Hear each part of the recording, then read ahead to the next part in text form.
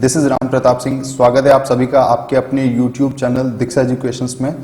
Friends, आज हम बात करने वाले हैं RSCIT द्वारा आयोजित आज का पेपर 21 फरवरी, जिसमें हम सभी 35 प्रश्नों का सबसे सटीक विश्लेषण आपके लिए इस वीडियो में करने वाले हैं।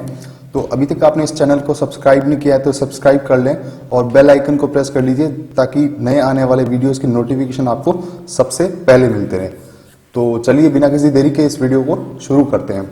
फ्रेंड्स, मेरे पास ये C सीरीज की बुकलेट है जिसमें मैं 35 प्रश्नों का विश्लेषण आपके लिए आपके सामने करूंगा। तो आपके पास जो भी पेपर अवेलेबल है उसमें प्रश्न के अनुसार आप उनके आंसर है वो चेक करते रहें और आपका कितना स्कोर इस पेपर में बनाया है वो आप मुझे कमेंट करके ज़रूर बताएं।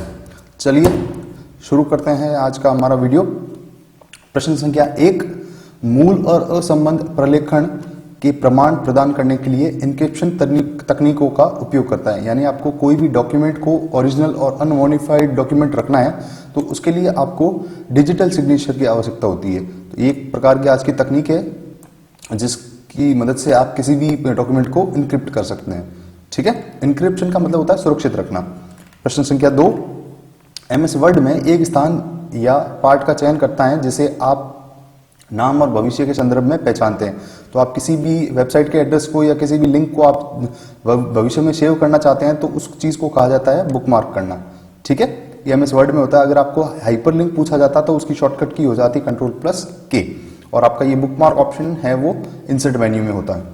प्रश्न संख्या 3 की तरफ बढ़ते हैं। निम्न में से कौन आयकर सेवाओं के अंतर्गत आता है? कौन सी सेवा है वो आपके इनकम टैक्स यानी आयकर सेवाओं के अंदर आती है? तो मैंने आपको पिछले जो प्रश्न पत्र करवाए थे उसमें आपको बताया था कि पैन का एप्लीकेशन है वो इनकम टैक्स डिपार्टमेंट के लिए होता है। पैन यानी पर्सनल अकाउंट नंबर, जो कि NSDL संस्था द्वारा किया जाता है। NSDL यानी नेशनल सिक्योरिटीज डिपॉजिटरी लिमिटेड, जो कि इनकम टैक्स डिपार्टमेंट के अंतर्गत संचालित होती है। प्रश्न संख्या 4 की तरफ बढ़ते हैं। क्वेश्चन नंबर 4 में पूछा गया आपसे कि निम्नलिखित विकल्पों में से ईमेल पते का एक वैध उदाहरण है। यानी आपको वैलिड ईमेल एड्रेस पूछा गया है। तो इन 4 में से आपका जो ऑप्शन C है वो करेक्ट हो जाएगा आपका RSCIT@vmou.ac.in। क्वेश्चन नंबर 5, मूक्स का पूर्ण रूप क्या है? मूक्स का पूर्ण रूप क्या है? तो आपको बहुत इजी प्रश्न है, आंसर आता होगा इसका। इसका हो जाएगा आपका massive open online courses. Massive open online courses.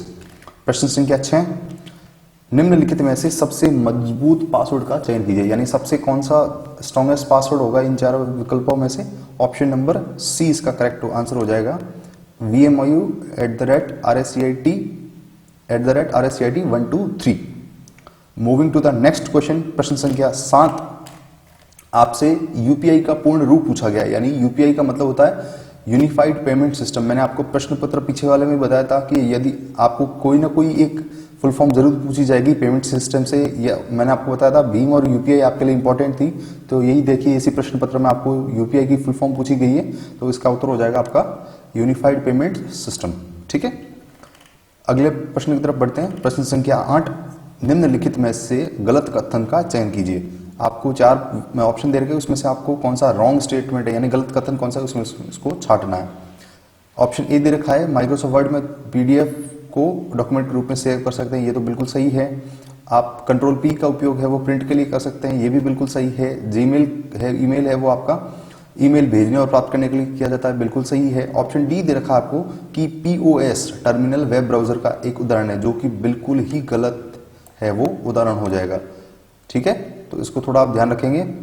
POS का मतलब होता है एक प्रकार की पॉइंट ऑफ सेल। यानी पॉइंट ऑफ सेल, जैसे आप कोई भी किसी दुकान पर कोई चीज खरीदने जाते हैं और उस टाइम जब आप किसी एक मशीन में आप अपना डेबिट कार्ड या क्रेडिट कार्ड स्वाइप करते हैं तो उस मशीन को कहा जाता है POS यानी पॉइंट ऑफ सेल। तो ये एक प्रकार का वेब ब्राउजर का उदाहरण नहीं है। यही आपको पूछा है कि कौन सा गलत कथन है। तो प्रश्न संख्या 8 का सही उत्तर हो जाएगा ऑप्शन नंबर डी। अगले प्रश्न की तरफ बढ़ते हैं। MS Excel 2010 में =LEN और ब्रैकेट में आपको दे रखा है VMOU RSCIT का आउटपुट क्या होगा। ये आपको एक फॉर्मूला पूछा है 2010 एक्सेल में कि इसकी वैल्यू क्या होगी। तो बहुत ही इजी प्रश्न है। आप देख सकते हैं कि MS Excel के अंदर हमने कुछ बेसिक फॉर्मूलाज पढ़े थे, उसमें से एक LEN का फॉर्मूला आता है जिसे कहते हैं लेंथ, यानी जो आपका ब्रैकेट के अंदर जो चीज लिखी होती है उसको बोला जाता है आर्ग्यूमेंट। और अगर इस आर्ग्यूमेंट की आपको अगर लेंथ दिखानी, यानी इसके अंदर को कितने अक्षर लिखे गए हैं, उसके लिए फंक्शन यूज किया जाता है len, यानी लेंथ ऑफ द आर्ग्यूमेंट। तो इसमें आप इजीली इसका उत्तर बता सकते हैं कि इस ब्रैकेट के अंदर कितने अक्षर हैं। VMOU में 4 और RACID में 5, यानी 4 और 5 हो गए आपके 9। तो इसका सही उत्तर हो जाएगा आपका ऑप्शन नंबर डी 9, यानी इस ब्रैकेट के अंदर इस आर्ग्यूमेंट की वैल्यू कितनी होगी, लेंथ होगा आपका 9। अगले प्रश्न की तरफ बढ़ते हैं। प्रश्न संख्या 10, राजस्थान के लिए सॉफ्टवेयर एज सर्विसेज यानी या POS यानी प्लेटफॉर्म एज सर्विसेज के आधार पर end to end cloud enable है। यानी इससे पहले वाले प्रश्न पत्र में मैंने आपको एक चीज बताई थी कि जो राजस्थान के लिए आपका क्लाउड सर्विसेज है वो सर्विसेज कहलाती हैं आपकी राजस्थान मेघ, जो कि आपकी end to end encrypted services भी कहलाती हैं। अगले प्रश्न की तरफ बढ़ते हैं। प्रश्न संख्या 11, MS वर्ड 2010 में बुलेट और नंबरिंग टैब होते हैं। बुलेट और नंबरिंग टैब आपको पता है कि होम टैब में होते हैं, ठीक है।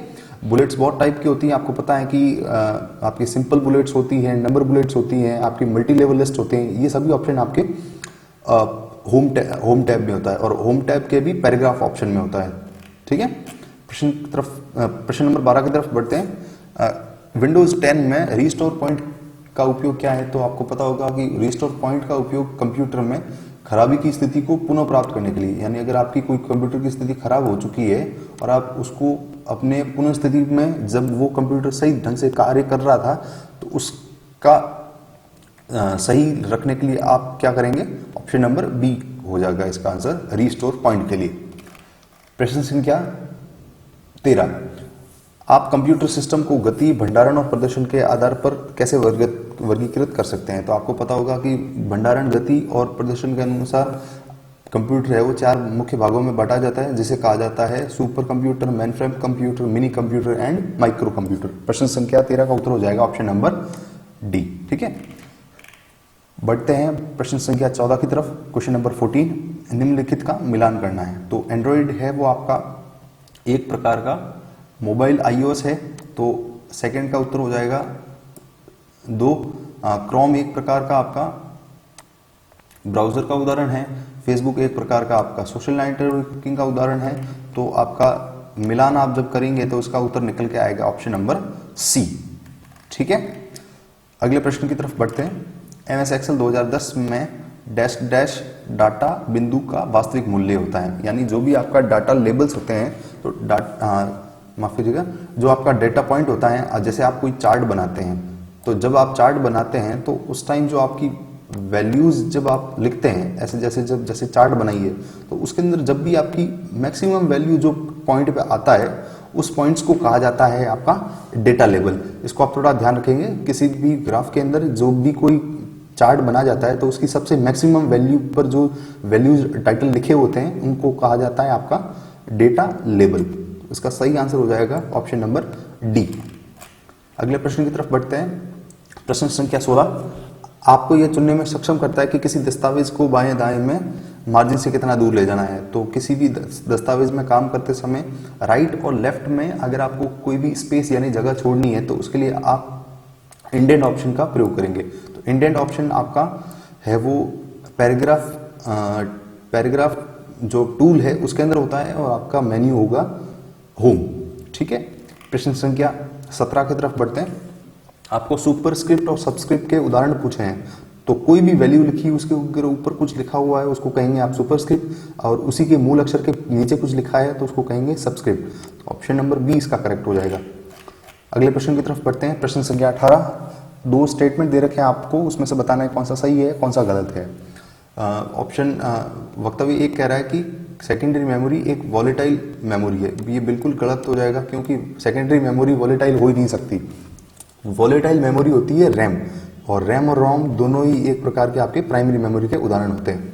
वक्तव्य ए 2 दे रखा है, रोम एक volatile memory, non volatile memory, बिल्कुल ठीक है। अगर रैम आपका वॉलेटाइल मेमोरी होती है तो रोम आपकी हो जाएगी नॉन वॉलेटाइल मेमोरी, यानी वक्तव्य 1 गलत हो जाएगा और वक्तव्य 2 सही होगा। तो आपको जो विकल्प दे रखे हैं उसमें से आपका ऑप्शन नंबर बी करेक्ट हो जाएगा, यानी वक्तव्य 1 गलत है और वक्तव्य आपका 2 सही है। अगले प्रश्न की तरफ बढ़ते हैं। प्रश्न संख्या 19, विंडोज 10 यूजर इंटरफेस के नीचे के भाग में मौजूद होती है और आमतौर पर इसमें स्टार्ट मेन्यू होता है। तो जितने भी आपके कंप्यूटर को जैसे ही आप ऑन करते हैं तो सबसे नीचे आपको एक बार दिखता है, एक पट्टी दिखती है जिसको हम बोलते हैं टास्क बार, जिस पर आपके क्विक टैब्स है, स्टार्ट मेन्यू है, रनिंग प्रोग्राम्स हैं, जितने भी नेटवर्क के ऑप्शन है वो आपको इसी बार पर देखने को मिलते हैं। प्रश्न संख्या 19 का सही उत्तर हो जाएगा A. Moving to the next question, प्रश्न संख्या 20। मॉडम, एक मॉडम का संक्षिप्त नाम आपसे पूछा गया है। तो मॉडम का नाम होता है संक्षिप्त मॉड्यूलेटर, डीमॉड्यूलेटर। ठीक है, ध्यान रखेंगे, मॉड्यूलेटर, डीमॉड्यूलेटर। Question number 21। निम्नलिखित सेवाओं में से कौन सी ई मित्र वेब पोर्टल का उपयोग करके लाभ नहीं उठा सकते? यानी 4 ऑप्शन दे रखे हैं, उसमें से आपकी कौन सी ई मित्र की सेवा नहीं है, यानी एसएसओ का उपयोग करके आप किस सेवा का लाभ उठा ही नहीं सकते? ऑप्शन नंबर डी करेक्ट हो जाएगा इसका, यानी मोबाइल के बीच फाइलों को आप साझा नहीं कर सकते हैं। तो एसएसओ का प्रयोग तो है, वो आपका पानी बिल भुगतान करना है, बिजली का बिल भुगतान करना है, इन सभी सर्विसेज के लिए इसका उपयोग होता है। एसएसओ का पूरा नाम ध्यान रखेंगे, सिंगल साइन ऑन। अगले प्रश्न की तरफ बढ़ते हैं। प्रश्न संख्या 22 का उपयोग 2 या 2 से अधिक मोबाइल उपकरणों के बीच फाइलों को स्थानांतरित करने के लिए किया जाता है। 2 या 2 से अधिक मोबाइल के बीच में अगर आपको फाइलों को स्थानांतरित करना है तो उसके लिए आपको ब्लूटूथ की आवश्यकता होगी। ठीक है, तो ये नेटवर्क कनेक्शन के लिए आपका ऑप्शन हो जाएगा ब्लूटूथ, फाइलों को शेयर करने के लिए। अगले प्रश्न की तरफ बढ़ते हैं। प्रश्न संख्या 23। प्रश्न संख्या 23 है आपका कॉम्बिनेशन कीज पूछा आपके लिए कि कॉम्बिनेशन कीज का कौन सा उदाहरण है। तो कॉम्बिनेशन की जिसको आप जानते हैं कि जिसका दूसरा नाम कहते हैं आप मॉडिफायर कीज। तो ये जितनी भी आपकी शॉर्टकट कुंजियां यूज होती है कीबोर्ड में, जैसे कि आपका कंट्रोल, अल्ट और शिफ्ट, ये सभी आपकी कॉम्बिनेशन कीज कहलाती है। कॉम्बिनेशन की का मतलब होता है ऐसी कीज जिसमें एक से अधिक की का उपयोग होता है। ठीक है, तो इसका उत्तर हो जाएगा ऑप्शन नंबर बी। प्रश्न संख्या 24 की तरफ बढ़ते हैं। एमएस वर्ड 2010 में जूम स्लाइडर का क्या उपयोग है? तो आपको पता होगा किसी डॉक्यूमेंट को बिल्कुल नजदीक से देखना, यानी उसका व्यूइंग क्षेत्र को या उसका जो एरिया है उसको बढ़ाकर या घटाकर देखना कहलाता है आपका जूम करना, और ऐसे स्लाइडर को आप बोलते हैं जूम स्लाइडर। तो इसका उत्तर सही हो जाएगा आपका व्यूइंग क्षेत्र को बढ़ा या घटाकर देखने के लिए। ठीक है, अगले प्रश्न की तरफ बढ़ते हैं। प्रश्न संख्या 25। एमएस एक्सेल 2010 में फ्रीज पैन कमांड का उपयोग है। आपको पता होगा कि एमएस एक्सेल 2010 में फ्रीज पैन कमांड का उपयोग होता है किसी भी रो या जो कॉलम है उसको स्थिर करने के लिए, ताकि आप जिस वर्कशीट में काम कर रहे हैं तो उन वैल्यूज के नीचे वाले जो कॉलम हैं उनको आप आसानी से एक्सेस कर पाएं। तो इसका सही उत्तर हो जाएगा आपका ऑप्शन नंबर बी, जिसके अंदर कहा गया आपसे कि रो और कॉलम का जो टाइटल है उसको स्थिर रखने के लिए, ताकि वर्कशीट के स्क्रॉल करते समय वो जो आपका सेल है या आपकी जो वैल्यूज लिखी गई है रो और कॉलम में वो एकदम स्टेबल यानी स्थिर रहें। ठीक है, ऑप्शन नंबर बी करेक्ट हो जाएगा प्रश्न संख्या 25 का। Question number 26। मान लीजिए एमएस एक्सेल में सेल B1, B2 और B3 में कुछ संख्यात्मक मान है, यानी आपको कुछ सेल दे रखी है जिसके अंदर B1, B2 और B3 के अंदर कुछ संख्यात्मक मान लिखा गया है और इन सेलों में मौजूद मानों को न्यूनतम ज्ञात करना है। यहाँ जैसे ही मैंने आपको बताया था कि आपको प्रश्न पढ़ते समय कीवर्ड्स को हाईलाइट करना है, यानी न्यूनतम मान आपसे कहा है। तो न्यूनतम को इंग्लिश में कहा जाता है आपका मिनिमम, यानी B1, B2 और B3 के अंदर जितनी भी वैल्यूज दे रखी है उसका मिनिमम वैल्यू आपको निकालनी है। यानी ऑप्शन नंबर बी, सी और डी आपका तो ऐसे ही रॉन्ग हो जाएगा। ठीक है, रहा ऑप्शन ए और बी। अब इसके अंदर आपको B1, B2 और B3 का टोटल मान आपको है वो मिनिमम निकालना है, यानी किसी भी ऑप्शन में मैक्सिमम वाली वैल्यू नहीं हो सकती। तो आप देखेंगे कि ऑप्शन नंबर बी के अंदर भी आपका एक मैक्सिमम दे रखा है, तो ये आपका गलत हो जाएगा। ऑप्शन रहा लास्ट में मिनिमम, यानी minimum of B1, minimum of B1, B2, B3। तो ये जब आप फॉर्मूला अप्लाई करेंगे तो जो भी B1, B2 और B3 के अंदर जो भी संख्यात्मक मान लिखे गए हैं उनका सबसे न्यूनतम मान आपके सामने आ जाएगा। तो ध्यान रखेंगे, अगर आपको न्यूनतम मान पूछा है तो आप मिनिमम यूज करेंगे। ब्रैकेट के बाहर है हमेशा फंक्शन लिखा जाता है, यानी फंक्शन कौन सा है आपका मिनिमम। अगर मैक्सिमम कहा होता है तो आपका उत्तर हो जाता सही ऑप्शन नंबर डी। ठीक है, अगले प्रश्न की तरफ पढ़ते हैं। प्रश्न संख्या 27। स्क्रीन लॉक विकल्प 9 डॉट्स की एक श्रृंखला के साथ एक विशिष्ट स्वाइप पैटर्न का उपयोग करके एंड्रॉइड डिवाइस को अनलॉक करता है। तो आप 9 डिजिट की एक स्वाइप पैटर्न कौन सा होता है आपके फोन के अंदर, पैटर्न इसका करेक्ट आंसर हो जाएगा। Question number 28। SSO यानी सिंगल साइन ओ का उद्देश्य क्या है? जितने भी ऑप्शन दे रखे हैं ये सभी आपके SSO के उद्देश्य माने जाते हैं, यानी उत्पादकों को बढ़ाना, ग्राहक संतुष्टि को बढ़ाना, हेल्प डेस्क की लागत कम करना। ठीक है, अगले प्रश्न की बढ़ते हैं। Question number 29, MS power point में किस ऑप्शन का वो उपयोग है वो आप नहीं कर सकते, यानी किस चीज़ को आप है वो इंसर्ट नहीं कर सकते MS पावर पॉइंट 2010 में। तो वीडियो फाइल को कर सकते हैं, ऑडियो फाइल को कर सकते हैं, किसी भी जो मैथमेटिकल इक्वेशन है यानी गणितीय समीकरण को भी कर सकते हैं। मॉडेम एक प्रकार का डिवाइस होता है, इसका प्रयोग आप MS पावर पॉइंट में नहीं कर सकते। अगले प्रश्न की तरफ बढ़ते हैं। प्रश्न संख्या 30, मैं आमतौर पर ईमेल द्वारा उपयोगकर्ताओं को एक लिंक पर क्लिक करने और उनके व्यक्तिगत डेटा दर्ज करने के लिए कहा जाता है। ये आपको पता होगा एक प्रकार का साइबर अटैक होता है जिसके अंदर उपयोगकर्ताओं को उनकी निजी जानकारियां मांगी जाती है। तो ऐसे इस प्रकार के आपके जितने भी अटैक्स होते हैं उनको कहा जाता है फिशिंग अटैक्स। तो इसका सही उत्तर हो जाएगा आपका फिशिंग अटैक। अगर किसी भी यूजर से उसकी व्यक्तिगत डाटा दर्ज करने के लिए बोला गया यानी पर्सनल कोई भी इंफॉर्मेशन मांगी गई है तो उस प्रकार के जितने भी आपके ईमेल फ्रॉड आते हैं उनको बोला जाता है फिशिंग अटैक। ठीक है, अगले प्रश्न की तरफ बढ़ते हैं। प्रश्न संख्या 31, इंडियन IT एक्ट 2000 में कानूनों को किस क्षेत्र के लिए तैयार किया है? तो आपको नाम से पता लग रहा होगा, IT का मतलब होता है सूचना प्रौद्योगिकी यानी information technology act. Option number इसका C करेक्ट हो जाएगा। प्रश्न संख्या 32, एप्लीकेशन सॉफ्टवेयर का उदाहरण कौन सा नहीं है? तो फ्लैश मेमोरी एक प्रकार का एप्लीकेशन सॉफ्टवेयर का उदाहरण नहीं है, बाकी वाले Google Chrome, MS word 2010, VLC media player, ये तीनों के तीनों आपके किसके उदाहरण हैं? एप्लीकेशन सॉफ्टवेयर के। फ्लैश मेमोरी इसका आंसर नहीं हो सकता।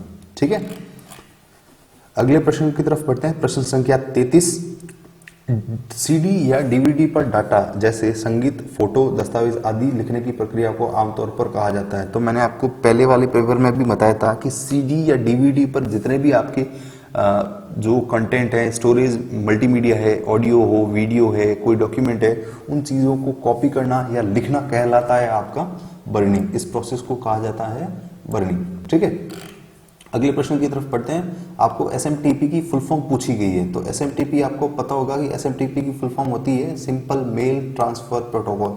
ये मैंने आपको प्रोटोकॉल्स कई बार बताए हैं। आपको SMTP हो, FTP हो, आपका STTP हो, ये सभी आपके प्रोटोकॉल्स बहुत ही इंपॉर्टेंट होते हैं एग्जाम पॉइंट ऑफ व्यू से। तो SMTP की फुल फॉर्म हो जाएगी सिंपल मेल ट्रांसफर प्रोटोकॉल। प्रश्न संख्या 35 और आज का अंतिम प्रश्न, आपको प्रश्न दे रखा है, दस्तावेज मुद्रित होने से पहले यह देखने के लिए कि दस्तावेज कैसा दिखाई देता है, कैसा दिखाई देता है, किस कमांड का उपयोग होता है। यानी किसी अगर आपने कोई डॉक्यूमेंट को तैयार किया है, अब उस डॉक्यूमेंट का आप प्रिंट लेना चाहते हैं और प्रिंट लेने से पहले आपको देखना है कि वह पेपर पर इसका प्रिंट कैसा आएगा। तो इस प्रक्रिया को कहा जाता है प्रिंट प्रीव्यू। ठीक है, तो इसका ऑप्शन C करेक्ट हो जाएगा। प्रश्न संख्या 35 का सही उत्तर होगा आपका C। ठीक है, तो ये सभी प्रश्न का विश्लेषण मैंने आपके लिए किया है। उम्मीद है ये आपको चीज़ें समझ आ रही हैं और आपके बहुत से प्रश्न हैं वो सही भी हुए होंगे। आप मुझे कमेंट करके बताइए कि इस 35 प्रश्न में से आपके कितने प्रश्न सही हो रहे हैं, और किसी प्रश्न में अगर आपको कोई दिक्कत है या कोई डाउट है तो आप मुझे कमेंट बॉक्स में ज़रूर पूछें और मुझे अपना फीडबैक ज़रूर दें कि ये वीडियोस आपको कैसा लगा। और इससे पहले जो हमने वीडियोस आपके लिए बनाए हैं या दीक्षा इंस्टीट्यूट की तरफ से आपको जितनी भी कंटेंट आपको दिया गया है वो आपके एग्जाम के लिए कितना हेल्पफुल रहा है, और आने वाले समय में आप कंप्यूटर के क्षेत्र में किस प्रकार के कंटेंट की आप उम्मीद हमसे कर रहे हैं। इसी उम्मीद के साथ आपसे अलविदा लेना चाहूँगा। आज के वीडियो में इतना ही।